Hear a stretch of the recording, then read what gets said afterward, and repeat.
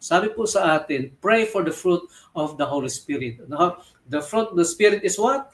Love, joy, peace, patience, kindness, goodness, faithfulness, gentleness, and self-control. Mga kapatid, tandaan po natin, almost every of those will counteract anger in your life. No? It's hard to be angry when you are practicing love.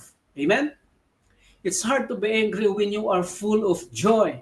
It's hard to be angry when you have peace or when you are being kind. It's hard to be angry when you practice gentleness and self-control. It's hard to be angry when Jesus is in your heart. Amen? So Jesus came to help us with our problem, and He can help us with the problem of anger. So we need to ask God for help. We need to recognize anger early. Now, we need to resolve anger quickly and practice forgiveness and ask God to develop the fruit of the Spirit in you. It's hard to be angry, mga kapatid, when you are practicing love, you are full of joy, you have peace, or when you are being kind, practice gentleness and self-control, and when Jesus is in your heart.